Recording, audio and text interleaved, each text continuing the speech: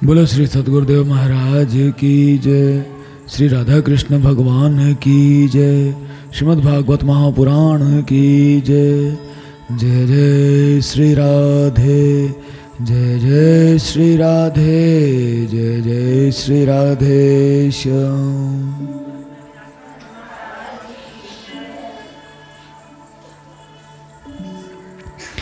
अथ द्वितीय अध्याय। उद्धव जी द्वारा भगवान की बाल लीलाओं का वर्णन। श्री सुखदेव जी कहते हैं, जब विदुर जी ने परम भक्त उद्धव से इस प्रकार उनके प्रियतम श्री कृष्ण से संबंध रखने वाली बातें पूछी, तब उन्हें अपने स्वामी का स्मरण हो आया और वे हृदय भर आने के कारण कुछ भी उत्तर न दे सके। जब ये 5 वर्ष के थे, तब बालकों की तरह खेल में ही श्री कृष्ण की मूर्ति बनाकर उसकी सेवा पूजा में ऐसे तन्मय हो जाते थे कि कलेवे के लिए माता के बुलाने पर भी उसे छोड़कर नहीं जाना चाहते थे। सुखदेव जी बता रहे हैं कि जब विदुर जी ने पूछा, भगवान का हालचाल बताओ, भगवान कैसे हैं, तो उद्धव जी को भगवान की याद ऐसी आई, हृदय भर आया, उत्तर कुछ नहीं दे पाए उनकी बात का, बस याद करते रहे भगवान को। सुखदेव जी बताते हैं 5 वर्ष के थे ना उद्धव जी, छोटे से बालक थे, तभी से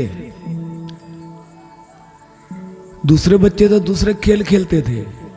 उद्धव जी का खेल क्या होता था, भगवान की मूर्ति बनाते थे छोटी सी और फिर उसी की सेवा पूजा में तन्मय हो जाते थे। और माता कहती थी, आओ बेटा खाना खा ले। अपनी माता के बुलाने पर भी जाते नहीं थे, भोजन के लिए भी भगवान की सेवा पूजा में इतने तन्मय, इतने मग्न हो जाते थे। इन्हीं उद्धव जी के लिए लोग कह देते हैं, ये तो प्रेम की बात है उद्धव, बंदगी तेरे बस की नहीं है। तो ये तो बेवकूफ़ी है ना। 5 वर्ष की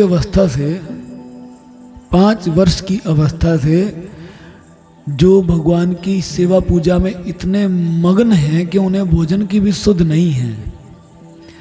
और हम जैसे ना समझ प्राणी ये भजन बड़े चाव से गाते हैं, ये तो प्रेम की बात है उद्धव, बंदगी तेरे, हमारे ही बस की बंदगी, उद्धव जी के तो बस की नहीं रही। भगवान के परम प्रेमी हैं। लोग जैसे कहते हैं कि उद्धव जी को गोपियों ने खरी खोटी सुनाई, गोपियों ने बड़ी बेइज्जती की, ये किया वो किया। भागवत जी में तो ऐसा कोई वर्णन नहीं आता।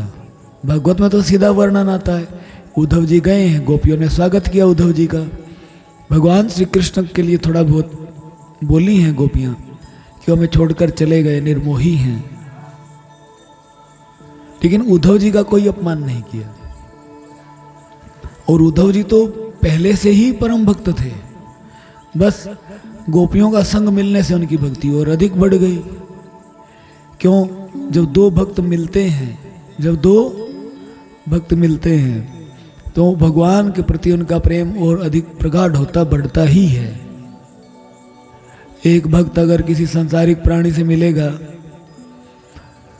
तो कुछ तो सांसारिक बात हो जाएगी, लेकिन जब दोनों के दोनों भगवान के भक्ति बैठे हैं तो भगवान के अलावा कोई चर्चा ही नहीं है, तो भक्ति बढ़ेगी, कम नहीं होती। तो इसीलिए गोपियों से मिलकर उद्धव जी की भक्ति में कुछ वृद्धि हुई हो, ये सत्य है, लेकिन इस बात में तनिक सा भी तर्क नहीं है, तनिक सा भी कोई मतलब इस बात में कोई सच्चाई नहीं, बेवकूफ़ी के अलावा कि गोपियों ने ही उद्धव जी को भक्ति सिखाई। उद्धव जी को तो भगवान का प्रेम पता ही नहीं था कि क्या होता है। इससे अधिक प्रेम क्या होगा कि 5 वर्ष का छोटा सा बालक जिसे खाने के अलावा और कुछ सूझता ही नहीं, सूझता बच्चों को कुछ खाने के अलावा और कुछ देखते हैं, खाना ये मिल जाए वो मिल जाए, जितना खिलाते रहो, खाते जाएं, खेलते जाएं। उद्धव जी का तो खेल ही ये था, उद्धव जी का खेल ही ये था कि भगवान की सेवा में, भगवान की पूजा में लग जाए। अब तो दीर्घ काल से उन्हीं की सेवा में रहते रहते ये बूढ़े हो चले थे। अतः विदुर जी के पूछने से उन्हें अपने प्यारे प्रभु के चरण कमलों का स्मरण हो आया। उनका चित्त विरह से व्याकुल हो गया। फिर वे कैसे उत्तर दे सकते थे कि जब 5 साल की आयु में भगवान से इतना प्रेम था, अब तो इस समय तो बूढ़े हो गए हैं भगवान की सेवा करते करते, भगवान का संग करते करते। इस समय कितना प्रेम होगा, इस समय कितना प्रेम होगा, ये तो हम समझ ही सकते हैं। उद्धव जी श्री कृष्ण के चरणारविंद मकरंद सुधा से सराबोर होकर 2 घड़ी तक कुछ भी नहीं बोल सके। तीव्र भक्ति योग से उसमें डूब कर वे आनंद मग्न हो गए। भगवान की बात आई है, विदुर जी ने भगवान से संबंधित प्रश्न पूछा। भगवान को याद करके उद्धव जी कोई उत्तर ही नहीं दे पा रहे, हृदय भर आया, आंखों में प्रेमाश्रु आ गए कि इन्होंने भगवान की याद दिला दी। भगवान तो ये धाम छोड़कर जा चुके हैं। इस समय की बात है, इस समय भगवान धाम छोड़कर जा चुके थे। तब उद्धव जी की और विदुर जी की भेंट हुई। तो भगवान को याद करके उद्धव जी का हृदय भर आया, आंखों में प्रेमाश्रु आ गए, भगवान के ध्यान में आनंद मग्न हो गए और उसी में डूब गए। कुछ बोल ही नहीं पाए 2 घड़ी तक। उनके सारे शरीर में रोमांच आया तथा मूंदे हुए नेत्रों से प्रेम के आंसुओं की धारा बह चली। उद्धव जी को इस प्रकार प्रेम प्रवाह में डूबे हुए देखकर विदुर जी ने उन्हें कृतकृत्य माना। विदुर जी ने भी सोचा, आप किसी से पूछो जाके, हाँ भाई क्या हाल है तेरा, क्या हाल है, तेरे घर वालों का बंदा रोने ही लग जाए, तुमको अगर पहले हालचाल तो बता दे, रोना धोना बाद में कर लियो। लेकिन विदुर जी जानते हैं कि भगवान की चर्चा हो और भगवान का भक्त अगर भगवान के विरह से व्याकुल होकर, भगवान के विरह से व्याकुल होकर उसकी आंखों में आंसू आ जाएं, कुछ बोल ना पाए, इसका मतलब वो परम भागवत है, इसका मतलब वो परम भागवत है, भगवान का परम भक्त है। विदुर जी भी प्रसन्न हो गई ये उनकी स्थिति देखकर कि मैंने तो भगवान के बारे में पूछा ही है तनिक, ये भगवान के प्रेम में डूब गए हैं। तब कुछ समय बाद जब उद्धव जी भगवान के प्रेम धाम से उतरकर पुनः धीरे धीरे संसार में आए, तब अपने नेत्रों को पहुंचकर भगवत लीलाओं का स्मरण हो आने से विस्मित हो उद्धव जी विदुर जी से इस प्रकार कहने लगे। उद्धव जी बोले, विदुर जी, श्री कृष्ण रूप सूर्य के छिप जाने से हमारे घरों को काल रूप अजगर ने खा डाला है, वे श्रीहीन हो गए हैं, अब मैं उनकी क्या कुशल सुनाऊं। उद्धव जी ने बताया कि भगवान श्री कृष्ण इधरा धाम को छोड़कर जा चुके और उनके जाने के बाद काल रूप अजगर ने हमारे पूरे कुल को खा डाला, पूरे कुल को नाश कर दिया काल ने। तो अब उनकी क्या कुशल सुनाऊं जो है ही नहीं धरती पर। लेकिन अभी तक विदुर जी नहीं जानते थे इस बात को, उद्धव जी ने ही उन्हें बताया। विदुर जी तो यही सोचते थे कि भगवान अभी सकुशल होंगे। उद्धव जी से मिले तो उद्धव जी ने बताया कि भगवान जा चुके इस धरती को छोड़कर। फिर कहते हैं उद्धव जी, ओह यह मनुष्य लोक बड़ा ही अभागा है, इसमें भी यादव तो नितांत भाग्यहीन हैं जिन्होंने निरंतर श्री कृष्ण के साथ रहते हुए भी उन्हें नहीं पहचाना। ये बिट्टू बच्चों के हाथ से ले लो, ये क्या खेलने का सामान थोड़ी ना ये।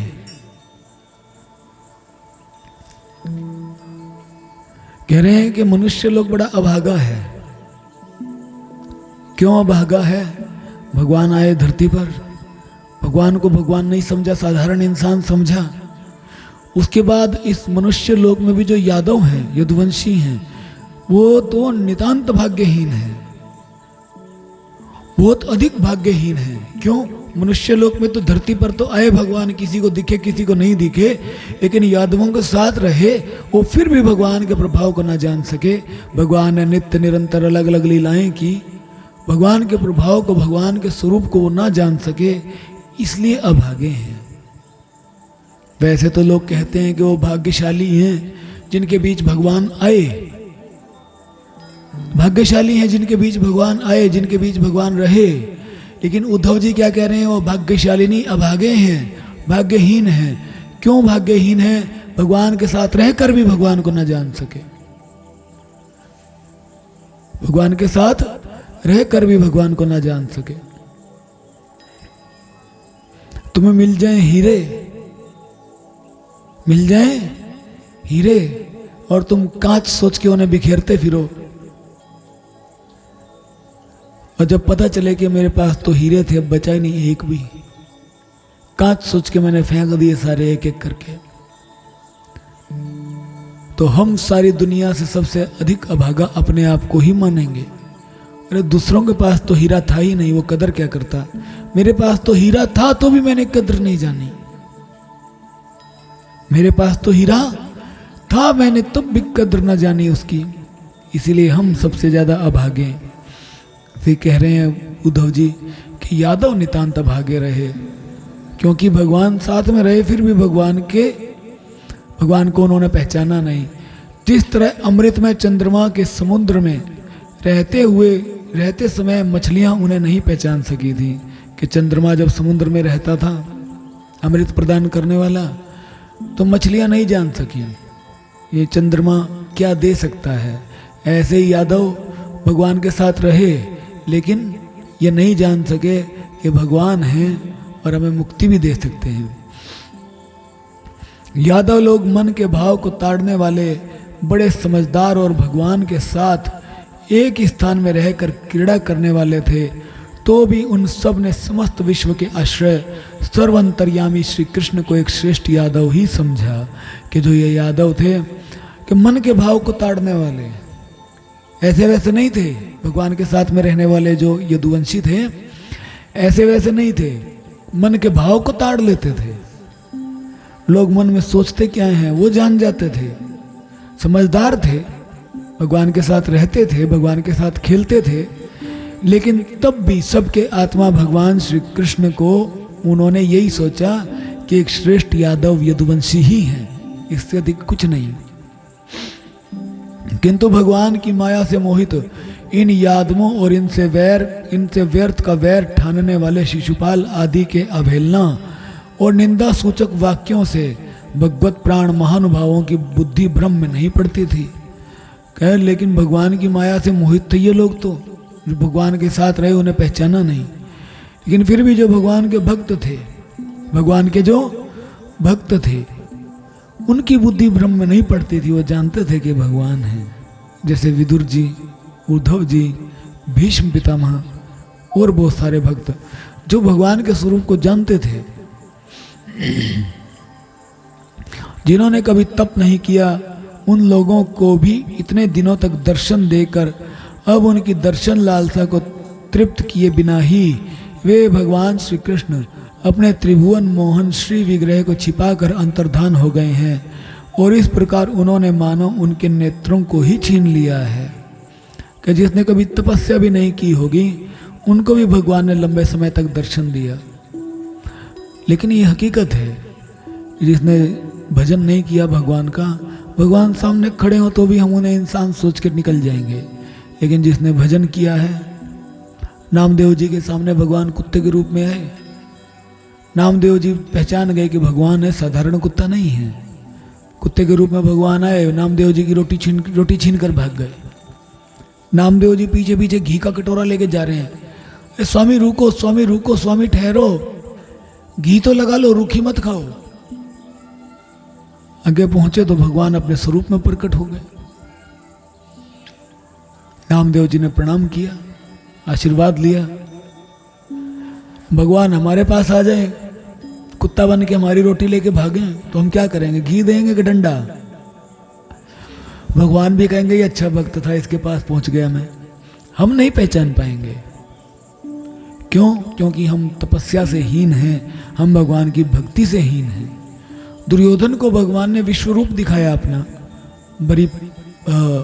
भरी सभा में, दुर्योधन तब भी नहीं पहचान पाया भगवान को,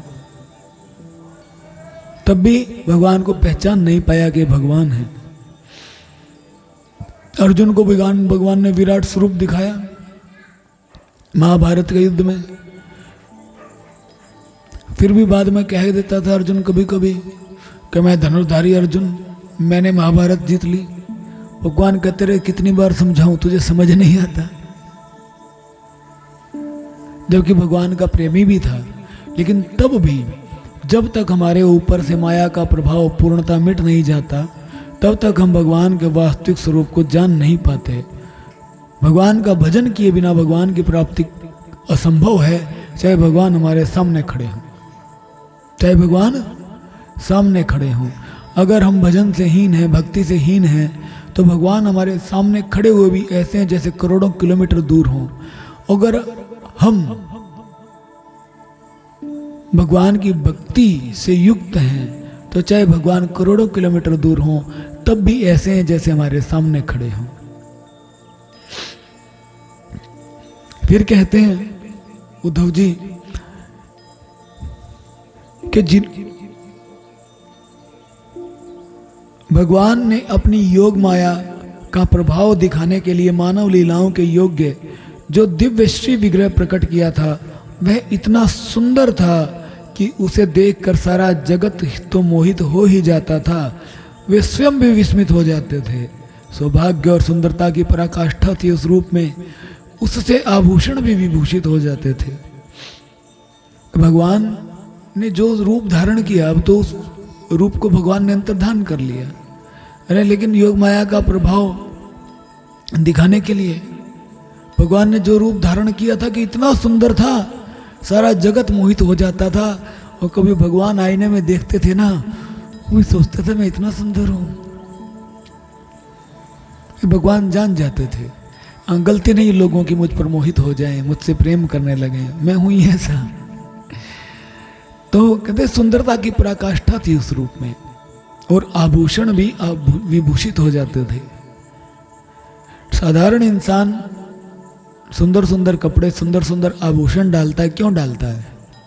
सुंदरता बढ़ाने के लिए, है ना। सुंदरता बढ़ाने के लिए आभूषण, वस्त्र, श्रृंगार वगैरह किया जाता है। लेकिन भगवान का श्रृंगार किस लिए किया जाता है? भगवान का श्रृंगार किस लिए किया जाता है? भगवान की सुंदरता को छिपाने के लिए। भगवान की सुंदरता को छिपाने के लिए कि भगवान के श्री विग्रह में इतनी सुंदरता है, इतनी सुंदरता है, कहीं कोई उसको देखकर मोहित होकर, मुग्ध होकर बेहोशी ना हो जाए। इसीलिए भगवान का श्रृंगार किया जाता है। भगवान के श्रीअंग में इतना सौंदर्य है।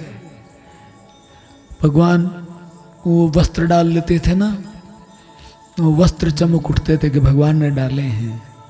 हम लोग वस्त्र डाल लें तो हम चमक जाते हैं, सुंदर सुंदर कपड़े डाल लें तो हम चमक जाएंगे। भगवान तो फटे पुराने डाल लें तो वो भी फैशन बन जाए, क्योंकि भगवान के श्रीअंग में सौंदर्य इतना है।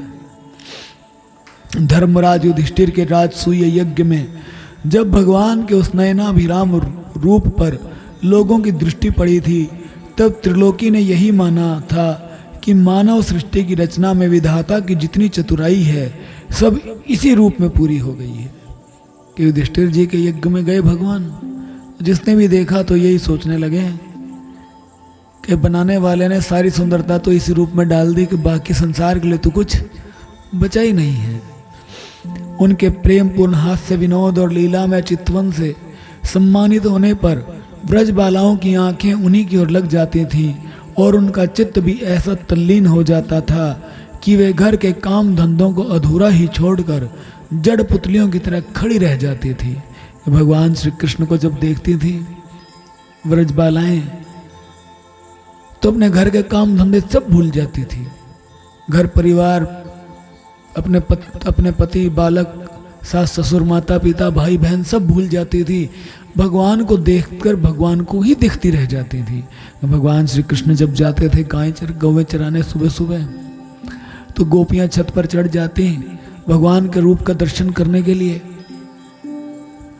और तब तक दर्शन करती रहती। भगवान तो चले गए, भगवान आगे से चले गए। उनके पैरों से उड़ने वाली जो धूल थी, वो भी जब तक शांत नहीं हो जाती थी, तब तक गोपियां देखती रहती थी।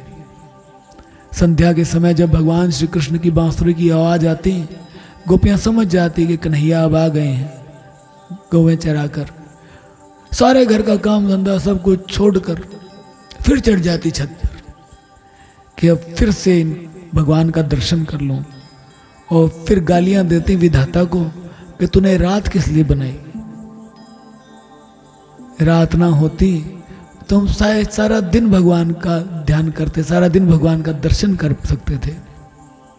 रात बना ली और जब भगवान सामने होते हैं और पलकें झपकती गोपियों की, तब भी गोपियां भगवान को विधाता को कोसती कि ये क्या नियम बना दिया तूने, तो पलकें झपकने का क्या नियम है, ये पलक भी झपकती है ना, तो वो भी विघ्न है भगवान के दर्शन में।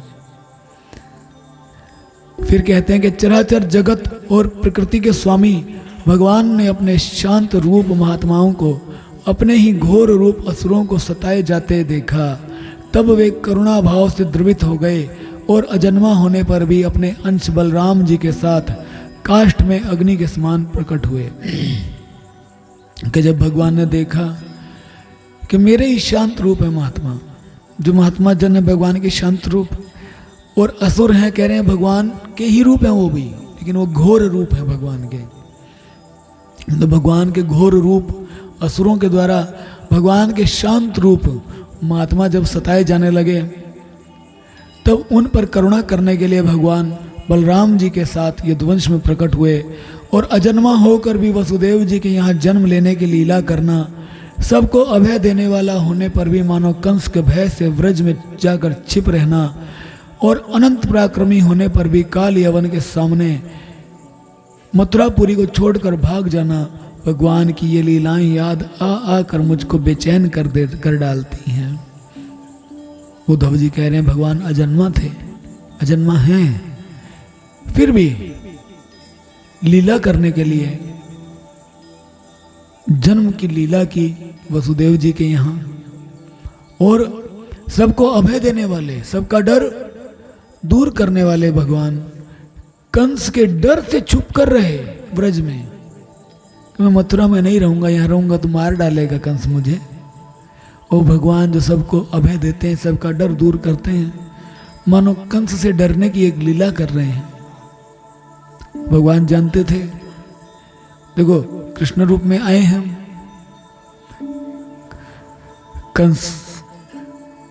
कंस का उद्धार तो करना ही करना है, लेकिन उससे पहले अपने भक्तों पर भी जो कृपा करनी है, जो व्रज में मेरे भक्त हैं, पहले उन पर कृपा करके उनको दर्शन दूं, उनको अपनी लीलाएं दिखाकर, अपनी लीलाओं में उनको अपना सहभागी बनाकर उनका उद्धार कर दूं, फिर कंस का भी संहार करूंगा। ये लीला करने के लिए भगवान पैदा होते ही चले गए। कहां पर? व्रज में। और कहते हैं कि अनंत पराक्रमी वो भगवान, जब काल यवन ने उन पर आक्रमण किया तो उसके सामने भाग खड़े हुए, रण का मैदान छोड़कर, और उस समय रण छोड़ कहलाए। ऐसी ऐसी भगवान की लीलाएं याद आकर बेचैन कर डालती हैं। उन्होंने जो देवकी वसुदेव की चरण वंदना करके कहा था, पिताजी माताजी, कंस का बड़ा भय रहने के कारण मुझसे आपकी कोई सेवा न बन सकी, आप मेरे इस अपराध पर ध्यान न देकर मुझ पर प्रसन्न हो। श्री कृष्ण की ये बातें जब याद आती हैं, तब आज भी मेरा चित्त अत्यंत व्यथित हो जाता है। जब भगवान श्री कृष्ण ने माता देवकी और वसुदेव जी को कंस के कारागार से मुक्ति दिलाई, कंस को मारकर, तो माता देवकी और वसुदेव जी कहते हैं, इतने समय कहाँ रह गए बेटा? कन्हैया कहने लगे, मैया कंस से बड़ा डर लगता था, कंस से डर लगता था। अरे जो कंस भगवान के पैदा होने से पहले ही भगवान से डरता था कि वो आएगा मुझे मारेगा, वो आएगा मुझे मारेगा, मतलब भगवान को उस कंस का कैसा डर। लेकिन फिर भी भगवान बातें ऐसी ऐसी बनाते हैं, भगवान बातें ऐसी ऐसी बनाते हैं कि भगवान के भक्त उन्हीं बातों में उलझ जाते हैं, कोई जवाब नहीं दे पाते। अब कह रहे हैं मुझे तो डर लगा था कंस से, बचपन से लेकर अभी तक गाय का दूध पिया, घी खाया, माखन खाया, थोड़ी ताकत आई, तो अब जाके कंस को मारा हमने।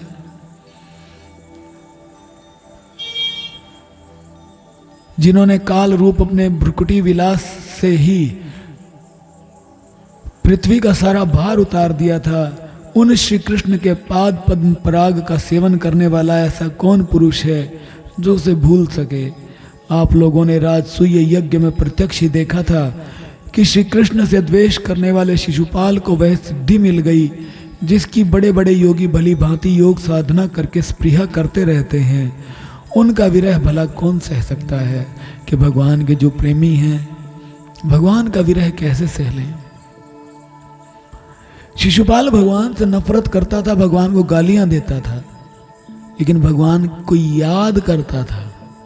सिर्फ एक ही गुण था उसमें, सारे अवगुणों से भरा पड़ा था।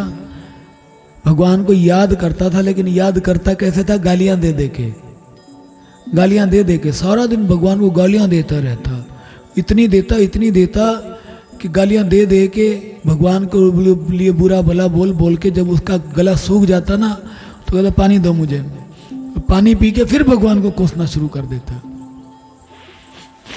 सारा दिन भगवान की याद में तन्मय रहता। और भगवान ने जब उसका वध किया तो उसे योगियों की सी गति प्रदान की, अपने धाम में उसे भेज दिया। शिशुपाल के ही समान महाभारत युद्ध में जिन दूसरे योद्धाओं ने अपनी आंखों से भगवान श्री कृष्ण के नयनाभिराम मुख कमल का मकरंद पान करते हुए अर्जुन के बाणों से बिंद कर प्राण त्याग किया, वे पवित्र होकर सब के सब भगवान के परम धाम को प्राप्त हो गए। कि जिसको भगवान ने मारा, मात्र वो ही नहीं बल्कि जो भगवान के सामने मरे, चाहे अर्जुन के बाणों से मरे, चाहे भीमसेन की गदा के प्रहार से, भगवान को देखते देखते जो अपना शरीर छोड़ गए, मर गए, जो वो भी भगवान के धाम को प्राप्त कर गए। स्वयं भगवान श्री कृष्ण तीनों लोकों के अधीश्वर हैं, उनके समान भी कोई नहीं है, उनसे बढ़कर तो कौन होगा। वे अपने स्वतः सिद्ध ऐश्वर्य से ही सर्वदा पूर्ण काम है। इंद्र आदि असंख्य लोकपालगण नाना प्रकार की भेंटें ला ला कर अपने अपने मुकुटों के अग्रभाग से उनके चरण रखने की चौकी को प्रणाम किया करते हैं। कह रहे हैं उद्धव जी कि भगवान तीनों लोकों के अधीश्वर हैं। तीनों लोकों के अधीश्वर मतलब अधिष्ठाता ईश्वर है, उनके बराबर भी नहीं, कोई बढ़कर तो होगा ही कौन। इंद्र आदि जितने भी लोकपाल हैं, भगवान अपने ऐश्वर्य में सर्वदा पूर्ण काम है, लेकिन फिर भी भगवान को किसी चीज की आवश्यकता नहीं। फिर भी इंद्र आदि बड़े बड़े लोकपाल अपना आश्रय ढूंढते हुए और अपने ही फायदे के लिए भगवान के आश्रम में रहते हुए अपने मुकुटों से भगवान के चरण रखने की चौकी को प्रणाम करते हैं। विदुर जी वे ही भगवान श्री कृष्ण राज सिंहासन पर बैठे हुए उग्रसेन के सामने खड़े होकर निवेदन करते थे, देव हमारी प्रार्थना सुनिए। उनके इस सेवा भाव की याद आते ही हम जैसे सेवकों का चित्त अत्यंत व्यथित हो जाता है कि वही परमात्मा भगवान श्री कृष्ण के देवताओं के राजा इंद्र तक उनके चरण रखने की चौकी पर प्रणाम करते थे, और वही भगवान श्री कृष्ण महाराज उग्रसेन के सामने खड़े होकर हाथ जोड़ के निवेदन करते थे कि हमारी प्रार्थना भी सुन लो। उद्धव जी कहते हैं भगवान की ऐसी ऐसी लीलाएं देखकर, याद कर कर उन लीलाओं को भगवान के सेवकों का जो चित्त है व्यथित हो जाता है। पापिनी पूतना ने अपने स्तनों में हलाहल विष लगाकर श्री कृष्ण को मार डालने की नीयत से उन्हें दूध पिलाया था। उसको भी भगवान ने वह परम गति दी जो धाय को मिलनी चाहिए। उन भगवान श्री कृष्ण के अतिरिक्त और कौन दयालु है जिसकी शरण ग्रहण करें। कि पूतना तो भगवान को मारने ही आई थी, अपने स्तनों पर विष लगाकर भगवान को दूध पिलाया, विष भरा, लेकिन भगवान ने जब उसका दूध पिया, भगवान ने उसे भी वो गति दे दी जो माता को मिलनी चाहिए। कि तुमने दूध पिलाया है, तुम्हारा दूध पिया है, तो दूध का कर्ज तो उतारेंगे। क्या उतारा कि परम गति प्रदान कर दी पूतना को। और वही भगवान जहर देने वाले को भी जो मुक्ति दे देते हैं, जो जहर देने वाले को भी मुक्ति दे रहे हैं, उन भगवान श्री कृष्ण के अतिरिक्त और दयालु कौन होगा। हमें कोई जहर दे तो हम क्या करेंगे। हमको तो हमें तो कोई बंदा एक पुड़िया दिखाए तो हम दो दिखाएंगे, नहीं, एक गाली दे तो हम 4 देते हैं, कोई थप्पड़ दिखाए तो हम डंडा दिखाते हैं। वो भगवान जिसने जहर पिला ही दिया उसको भी मुक्ति दे दी, तो ऐसा दयालु और कौन होगा जिसकी हम शरण में जाएं। वो परमात्मा भगवान श्री कृष्ण, दया के सागर, दया के भंडार, भक्त वत्सल, अनंत कोटि ब्रह्मांडों के नायक, स्वामी, पूरी सृष्टि के समस्त देवी देवताओं मनुष्यों के, बड़े बड़े लोकपालों के स्वामी, उनकी शरण को छोड़कर हम और जाएं तो जाएं कहाँ, जहाँ पर हम जैसे दीनों को शरण मिल जाए और ऐसा दया करने वाला स्वामी प्राप्त हो जाए।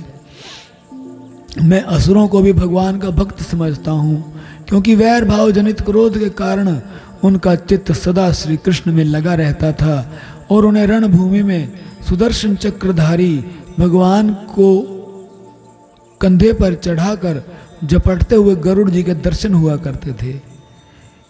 उद्धव जी कह रहे हैं मैं तो असुरों को भी, जो राक्षस हैं, वो उनको भी भगवान का भक्त समझता हूँ। क्यों?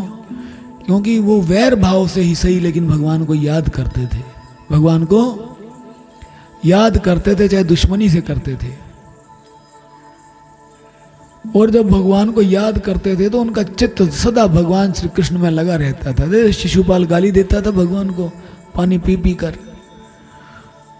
देखो, हम जिस 2 इंसान जिन्हें हम सबसे अधिक याद करते हैं, या तो जिससे हम अत्यधिक प्रेम करते हैं, या जिससे हम अत्यधिक ईर्ष्या रखते हैं, हमारे जुबान पर दोनों का ही नाम होगा, है ना। या तो जिससे हम अत्यधिक प्रेम करते हैं उसके गुणों का वर्णन करते जाएंगे, या जिससे हम अत्यधिक ईर्ष्या करते हैं, दुश्मनी रखते हैं, उसकी बुराई करते जाएंगे। क्योंकि असुरों को भगवान श्री कृष्ण से बुरा कोई लगता नहीं, क्योंकि ये असुर महात्माओं पर अत्याचार करते हैं और महात्माओं की रक्षा के लिए श्री कृष्ण पधार जाते हैं। असुर गाली देते हैं फिर उन भगवान को कि हम कुछ कर रहे हैं, तड़पा रहे हैं लोगों को बचाने के लिए, तू रोज रोज आ जाता है और हमें ही मारता है। फिर वो भगवान को गाली देते रहते हैं। सारे राक्षस जब महात्माओं को सताने के लिए जाते हैं, वो भी सोच के चलते हैं, इधर उधर देखते जाते हैं, देखियो इनका रक्षक कृष्ण कहीं खड़ा ना हो आसपास किसी न किसी रूप में।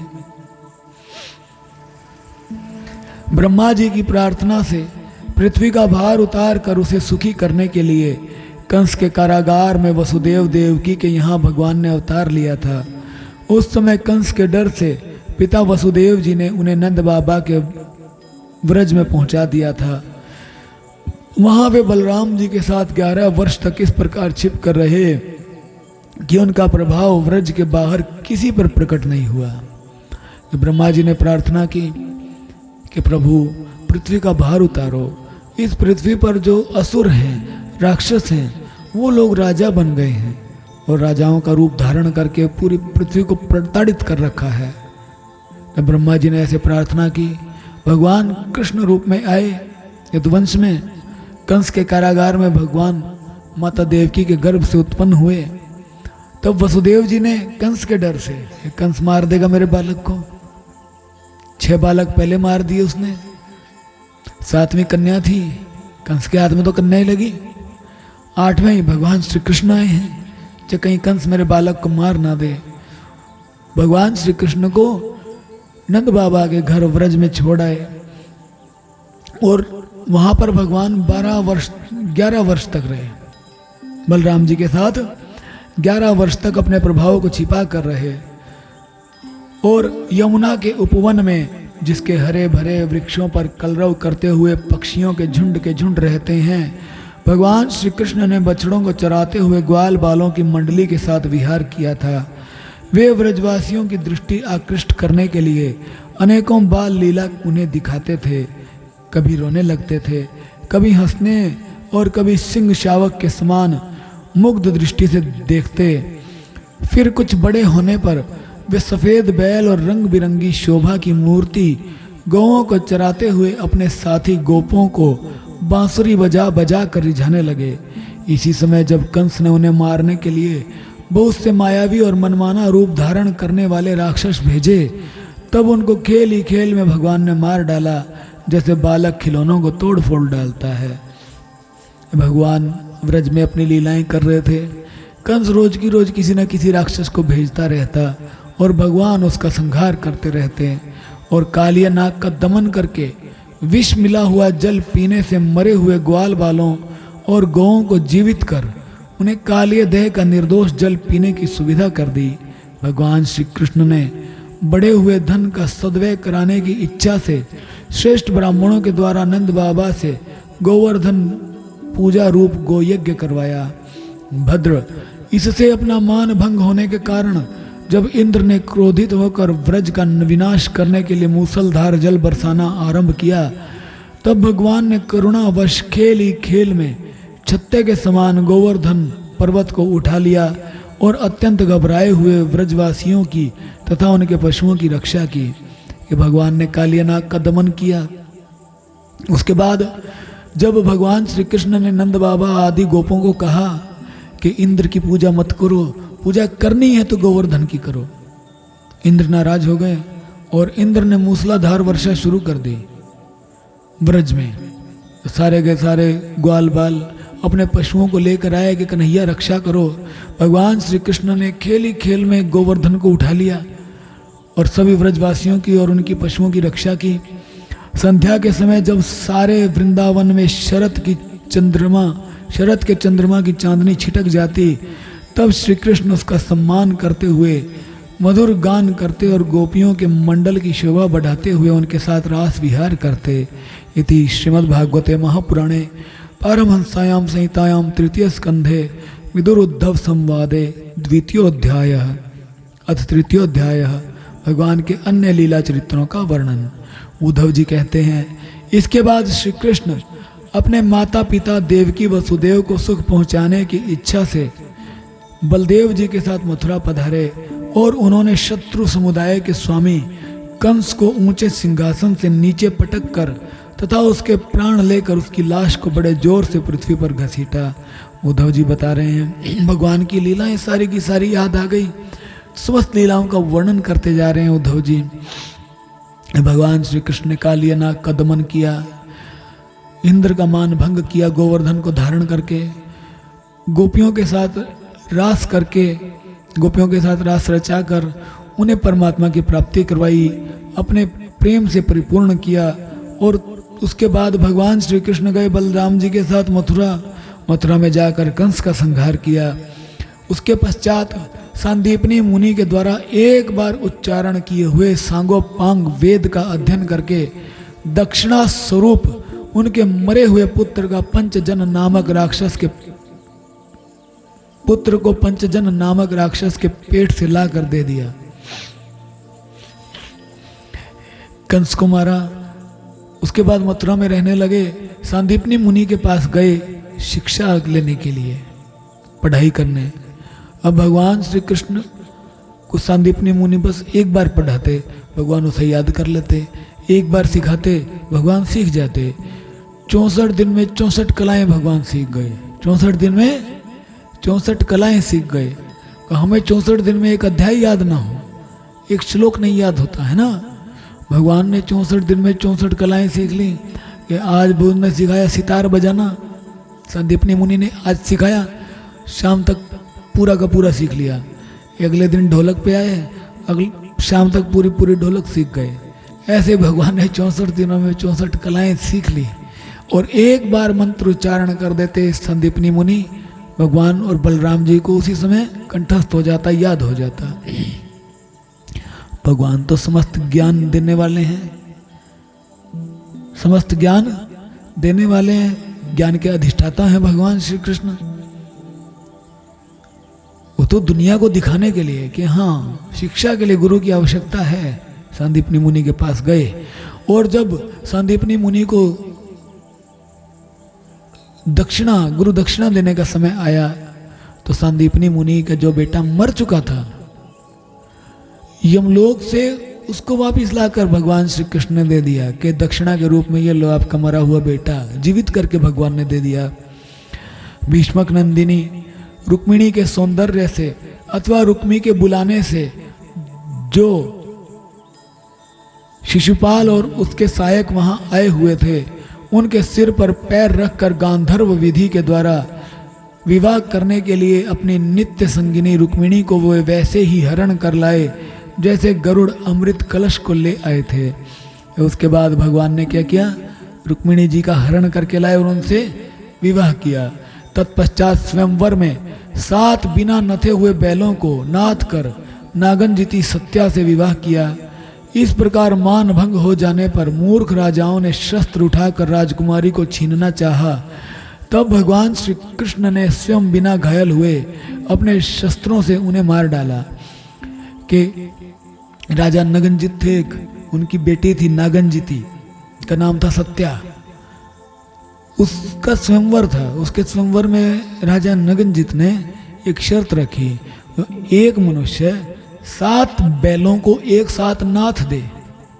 7 बैलों को नाथ दे। 7 बैलों को खुले छोड़ दिए जाएंगे। 7 बैलों को एक साथ उनकी नाक में नकेल डाल दे। तो यो हो कि मारना है, मारने को तो बहुत आ जाएंगे, लेकिन उनको नाथना है। और दुर्दांत बैल थे। जितने राजा आते थे बैलों से मार खा खा के बैठ जाते थे। भगवान श्री कृष्ण गए 7 रूपों में 7 बैलों के साथ भिड़ गए और 7 बैलों को एक साथ नाथ दिया भगवान ने। और राजाओं ने सोचा ये तो ले जाएगा सत्या को। सारे बोले एक काम करो, मारो इस ग्वाले को। भगवान ने कहा ओ भाई तुम भी कोशिश कर लो। भगवान ने उन सबको भी सबक सिखाया और अपनी बटरानी सत्या को लेकर अपने द्वारका पधारे। भगवान विषयी पुरुषों की सी लीला करते हुए अपनी प्राण प्रिया सत्यभामा को प्रसन्न करने की इच्छा से उनके लिए स्वर्ग से कल्पवृक्ष उखाड़ लाए। उस समय इंद्र ने क्रोध से अंधे होकर अपने सैनिकों सहित उन पर आक्रमण कर दिया, क्योंकि वह निश्चय ही अपनी स्त्रियों का क्रीड़ा मृग बना हुआ था। ये एक समय भगवान श्री कृष्ण सत्यभामा के साथ गए स्वर्ग में। सत्यभामा को पसंद आ गया कल्पवृक्ष। भगवान मुझे ये चाहिए। भगवान कहते हैं चाहिए तो ले चलते हैं। फिर भगवान ने उखाड़ा और रख लिया गरुड़ जी के कंधे पर। इंद्र ने कहा तुम ऐसे नहीं ले जा सकते स्वर्ग की संपत्ति। भगवान कहते हैं हम तो ऐसे ही लेके जा सकते हैं। स्वर्ग हमने बनाया, तुमको हमने बनाया, कल्पवृक्ष हमने बनाया, पृथ्वी हमारी, द्वारका हमारी, पत्नी हमारी मांग रही है, हम क्यों ना दें उसे।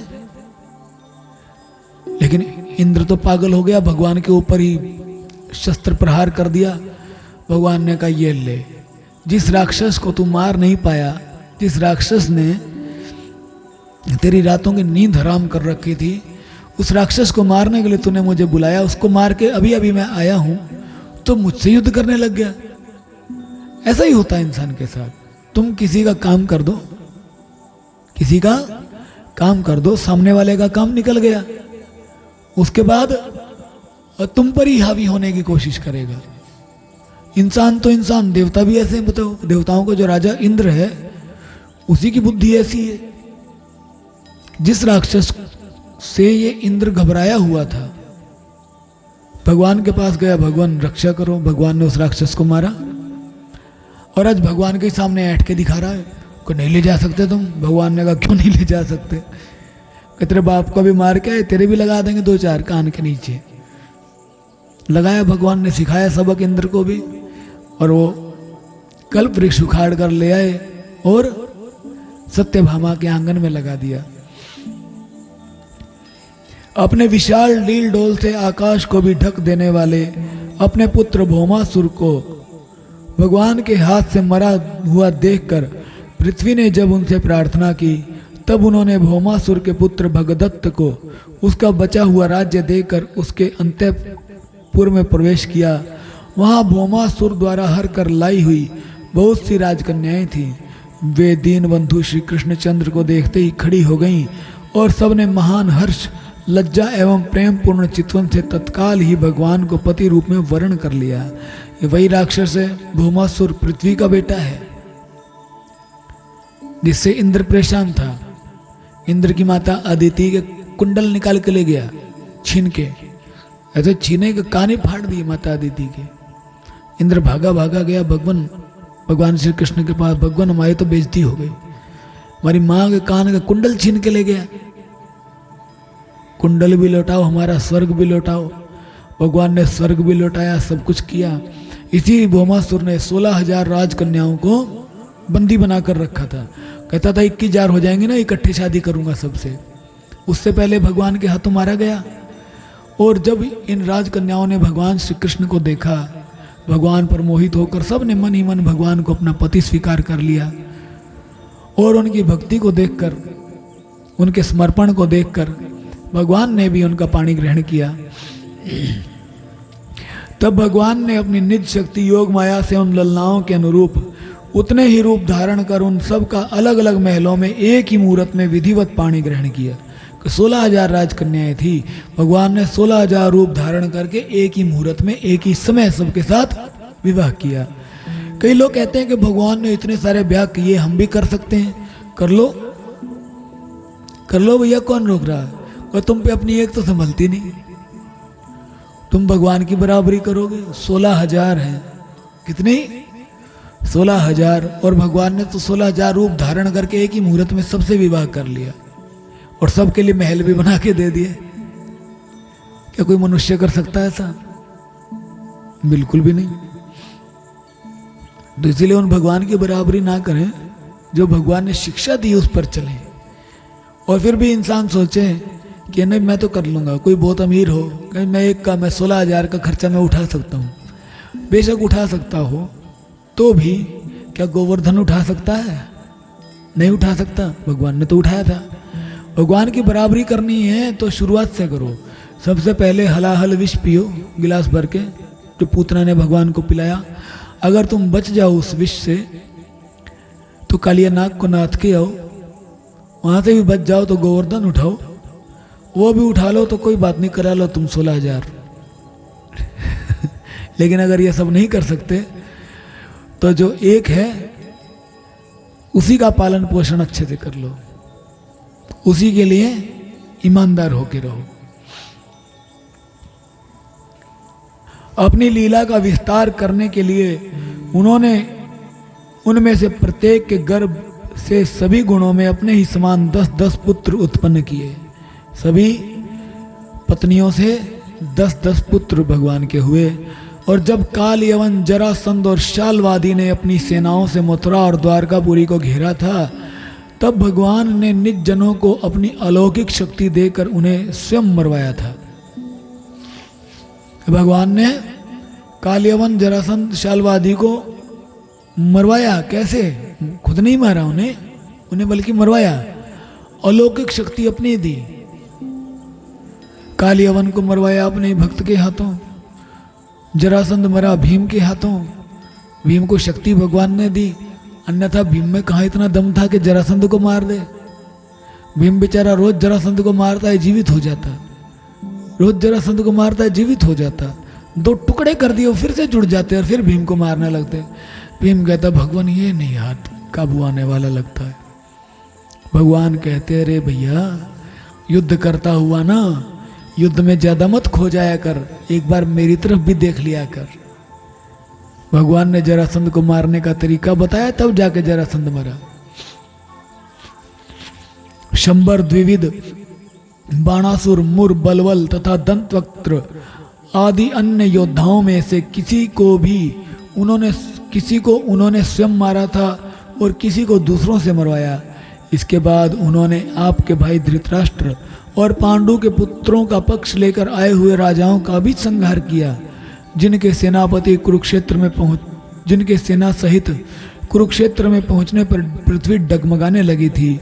कर्ण, दुशासन और शकुनी की खोटी सलाह से जिसकी आयु और श्री दोनों नष्ट हो चुकी थी, तथा भीमसेन की गदा से जिसकी जांग टूट चुकी थी, उस दुर्योधन को अपने साथियों के सहित पृथ्वी पर पड़ा देखकर भी उन्हें प्रसन्नता न हुई।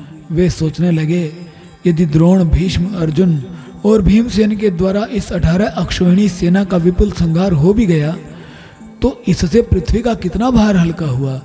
अभी तो मेरे अंश रूप प्रद्युम्न आदि के बल से बड़े हुए यादवों का दूसरा दल बना ही हुआ है। जब भगवान पृथ्वी का भार उतारने आए थे, भगवान ने महाभारत के युद्ध में पृथ्वी का भार बहुत अधिक हल्का कर दिया, बहुत से योद्धाओं को मरवा दिया, बहुत से लोग मारे गए, राक्षस भी मारे गए। भगवान ने सोचा है सारे के सारे तुम मर गए, लेकिन जो मेरे अपने कुल के लोग हैं वो भी तो पृथ्वी का भार बढ़ा ही रहे हैं, और उन्हें तो कोई मार भी नहीं सकता। मेरे अपने बालक हैं, भला बाहर का कौन मार दे। तो देखो जैसा है ना, आप सफाई करने जाओ, आप सफाई करने के लिए घर के अंदर कमरे के अंदर घुसे झाड़ू लेकर, लेकिन आपके जूतों में मिट्टी लगी है, आपके जूतों में मिट्टी लगी है। कमरे की दूसरी सफाई तो आप कर दोगे, लेकिन जो आपके पैरों के साथ जो मिट्टी गई है उसकी सफाई करना भी तो आपका फर्ज बनता ना। भगवान ने यही सोचा कि पृथ्वी पर आया तो था मैं भार उतारने के लिए, अरे बहुत सारा तो मैंने खुद नहीं चढ़ा दिया। इतने इतने बलशाली ऐश्वर्यशाली पुत्र हैं मेरे, इन्हें कौन मारेगा। इनसे भी तो भार हल्का करना पड़ेगा। जब ये मधुपान से मतवाले हो, बाल लाल लाल आंखें करके आपस में लड़ने लगेंगे, तब उससे ही इनका नाश होगा, इसके सिवा और कोई उपाय नहीं है। असल में मेरे संकल्प करने से ये स्वयं ही अंतर्धान हो जाएंगे। तब भगवान ने जब ये सोचा कि मेरे ही अंश पर दुम आदि, इनका बल बड़ा चढ़ा है, इन्हें कौन मारेगा, बाहर का कोई मार नहीं सकता। भगवान ने क्या किया, आपस में लड़वा दिए। क्या किया, आपस में लड़वा दिए कि और तो कोई मार नहीं सकता, तुम आपस में लड़ लड़ के ही मरोगे। देखो जो ज्यादा शक्तिशाली हो ना, जिसे कोई मार नहीं पा रहा, अपने घर की फूट से ही मारा जाता है। वो अपने घर के फूट से ही मारा जाता है। इसीलिए अपने घर को पहले संभाल के रखो, अपने घर को पहले संभाल के रखो। दुश्मन तुम्हारे बाहर वाले दुश्मन को तुम जीत लोगे, लेकिन घर में ही अगर फूट पड़ गई तो सर्वनाश निश्चित है। ये कौरवों का जो हस्तिनापुर था, कौरवों की सेना इतनी बड़ी चढ़ी थी कि बाहर का कोई उसे मार नहीं सकता था, जिसमें भीष्म द्रोणाचार्य इत्यादि थे। मरे तो मरे कैसे। भगवान ने वहां भी आपस में लड़वा दिए, पांडव और कौरवों को, पांडवों को और कौरवों को भगवान ने अपनी माया से ही लड़वाया। और जो धर्म धुरंधर थे, जो धर्म के पक्षधर थे, वो बच गए, और जो अधर्म के पक्षधर थे वो सब के सब मर गए। चाहे धार्मिक थे भीष्म पितामह द्रोणाचार्य इत्यादि, लेकिन साथ किसका दे रहे थे, साथ किसका दे रहे थे, अधर्म का, इसलिए मारे गए। अगर वो भी खड़े होते पांडवों की तरफ तो उन्हें मारने वाला कोई था नहीं, लेकिन अधर्म की तरफ कोई खड़ा हो जाए, भगवान कहते हैं तुम चाहे कितने भी शक्तिशाली हो, अगर तुम अधर्म की वृद्धि करोगे ना, तो अवश्य मेरे हाथों या मेरे भक्तों के हाथों या मेरी माया के या काल के हाथों तुम मारे जाओगे। यूं सोचकर भगवान ने युधिष्ठिर को अपनी पैतृक राजगद्दी पर बैठाया और अपने सगे संबंधियों को सत्पुरुषों का मार्ग दिखाकर आनंदित किया। उत्तरा के गर्भ से जो अभिमन्यु के पूर्ववंश का बीज स्थापित किया था, उत्तरा के उदर में जो अभिमन्यु ने पूर्ववंश का बीज स्थापित किया था, वह भी अश्वत्थामा के ब्रह्मास्त्र से नष्ट सा हो चुका था, किंतु भगवान ने उसे बचा लिया।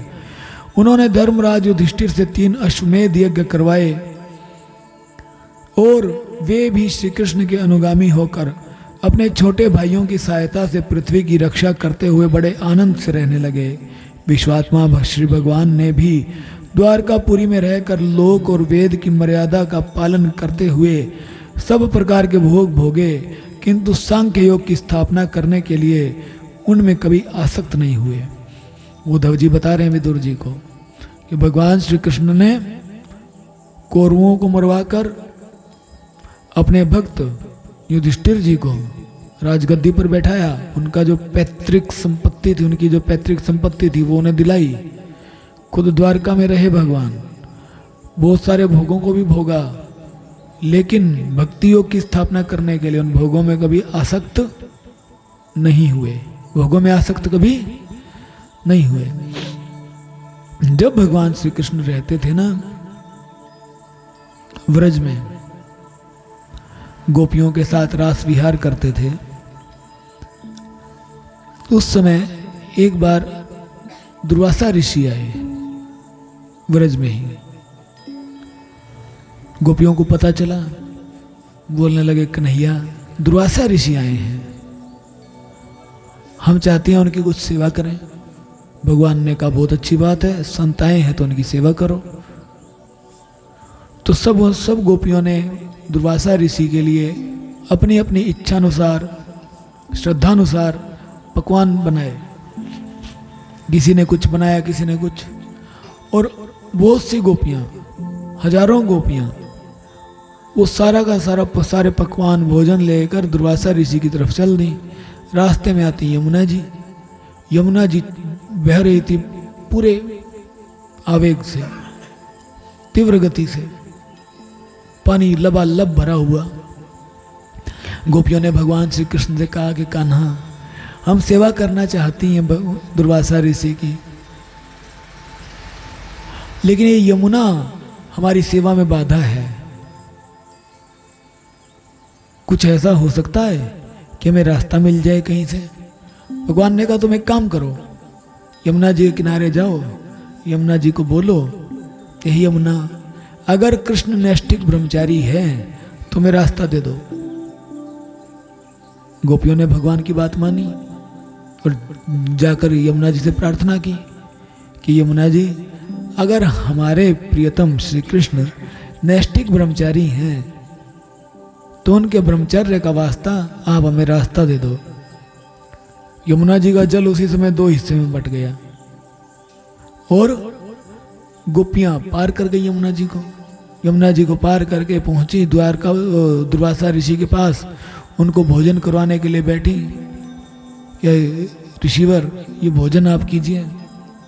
द्वारका मुनि ने कहा, दुर्वासा मुनि ने कहा कि इतना सारा भोजन तुम लाए हो, मैं खाने लगूंगा तो कई दिन लग जाएंगे मुझे खाते खाते। तुम एक काम करो, मैं मुंह खोल के बैठा हूं, तुम अपना अपना भोजन बस पूछते जाओ। चलो ठीक है। दुर्वासा ऋषि मुंह खोल के बैठ गए। गोपियां जितना भोजन बना के लाई हैं बस डालती जा रही हैं। दुर्वासा ऋषि का पेट है कि कुआं है पता भी नहीं चल रहा, 1 इंच आगे नहीं बढ़ रहा। गोपियां डालती जा रही, हजारों गोपियां तरह तरह के पकवान दुर्वासा ऋषि को खिलाकर वापिस आने लगी फिर से वही यमुना। अरे भगवान आते हुए तो कन्हैया ने रास्ता दे दिया था, अब आप बताओ। दुर्वासा ऋषि जो थे वो केवल दूरवा खाकर, केवल दूरवा मतलब दूबड़ा होता ना, केवल वो खाते थे घास। तो उन्होंने कहा एक काम करना, यमुना के पास जाना, जाके बोलना कि दुर्वासा ने अगर कभी दूरवा के अतिरिक्त कुछ ना खाया हो तो हमें रास्ता दे दो। उन्होंने रास्ता मांगा, यमुना जी ने फिर रास्ता दे दिया। चली गई गोपियां, उन्हें सिर खुजाती जा रही हैं, ये हो क्या रहा है? ये कृष्ण हमारे साथ खेलता है, रास क्रीड़ा करते हैं, नाचते हैं भगवान हमारे साथ। ये नैष्ठिक ब्रह्मचारी कैसे हो गए? नैष्ठिक ब्रह्मचारी तो वो हैं जो स्त्री की मूर्ति को भी हाथ ना लगाएं, स्त्री की मूर्ति को भी हाथ ना लगाएं, वो नैष्ठिक ब्रह्मचारी कभी ना लगाया हो जिसने। ये नैष्ठिक ब्रह्मचारी कैसे हो गए? और ये दुर्वासा को इतना सारा तो हम अपने हाथ से खिला के आई कि आज तक इसने दुर्वा के अलावा कुछ खाया ही नहीं है। भगवान के पास बैठी है, परेशान होकर भगवान से कहने लगी, कन्हैया एक बात बताओ, आप हमारे साथ नित्य क्रीड़ा करते हो, नाचते हो, खेलते हो, हमें परेशान भी करते हो, आप नैष्ठिक ब्रह्मचारी, आपके ब्रह्मचर्य का वास्ता दिया तो यमुना जी ने रास्ता दिया, और उधर दुर्वासा मुनि जो इतना कुछ खा गए, अभी उन्होंने कुछ खाया ही नहीं। भगवान श्री कृष्ण ने समझाया कि गोपियों, मैं तुम्हारे साथ क्रीड़ा अवश्य करता हूं, खेलता हूं, नाचता भी हूं, लेकिन सिर्फ और सिर्फ तुम्हारी इच्छा पूर्ति के लिए, उसमें मेरी कोई आसक्ति नहीं है, उसमें मेरी कोई आसक्ति नहीं है।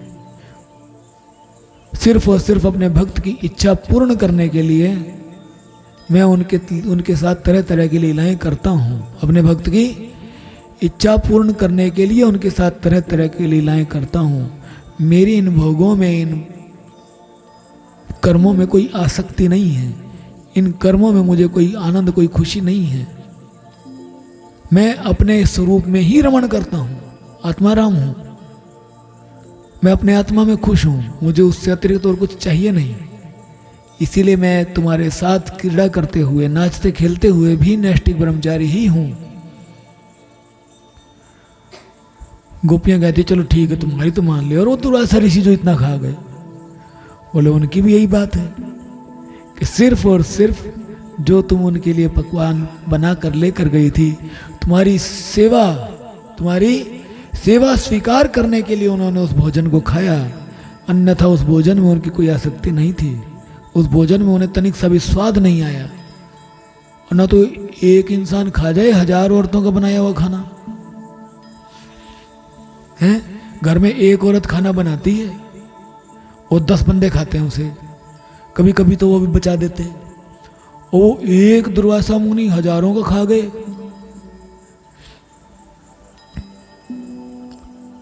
भगवान कह रहे हैं कि उनकी तनिक भी आसक्ति, तनिक भी उसमें स्वाद नहीं उन्होंने लिया। सिर्फ जो तुमने सेवा की थी उस सेवा को उन्होंने स्वीकार किया।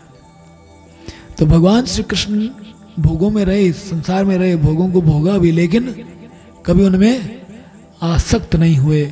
मधुर मुस्कान, स्नेहमयी चितवन, सुधामयी वाणी, निर्मल चरित्र तथा समस्त शोभा और सुंदरता के निवास अपने श्री विग्रह से लोक परलोक और विशेषतया यादवों को आनंदित किया तथा रात्रि में अपनी प्रियाओं के साथ क्षणिक अनुराग युक्त होकर समयोचित विहार किया और इस प्रकार उन्हें भी सुख दिया।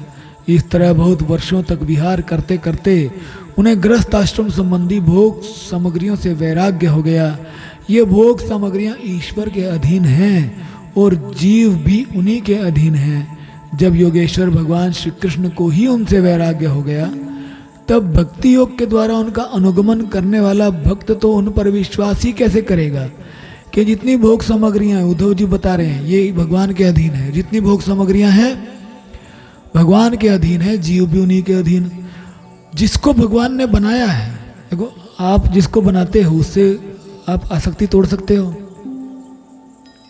आपने जैसे अपने अपने बच्चे बनाए है ना, और जिसको तो हमने नहीं बनाया उसकी तो आसक्ति है नहीं।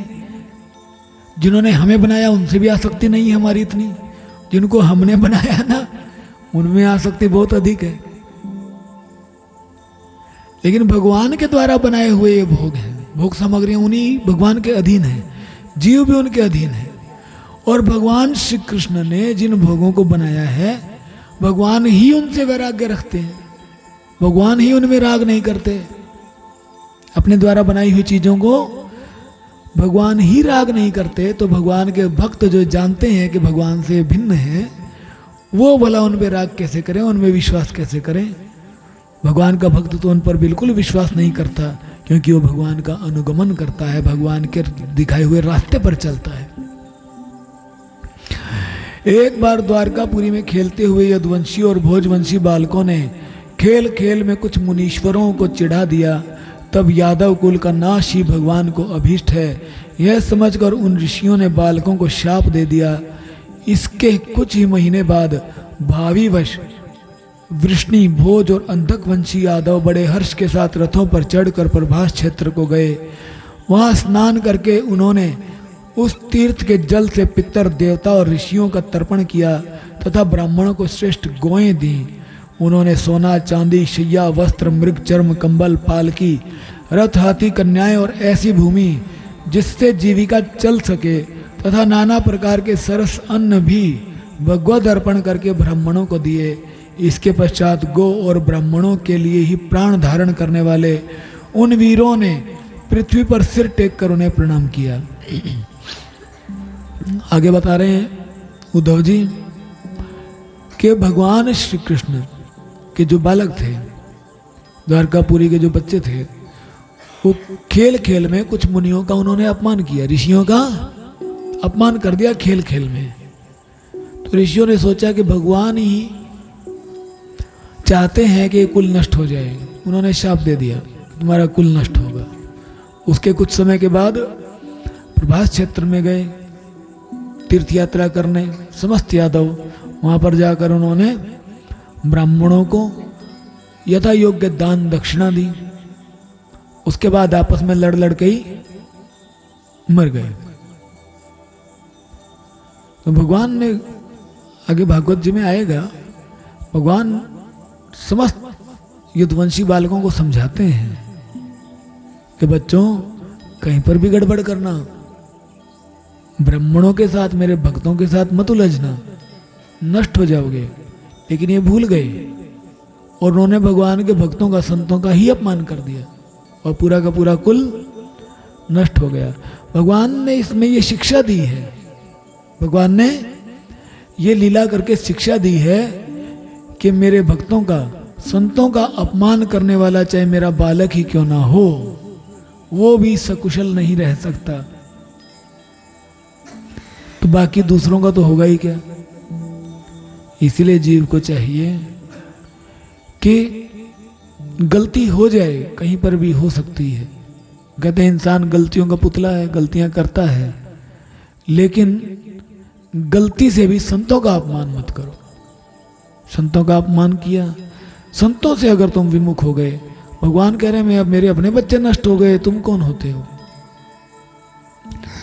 इति श्रीमद्भागवते महापुराणे पारमहंसायां संहितायां तृतीय स्कंधे विदुर उद्धव संवादे तृतीयोऽध्याय।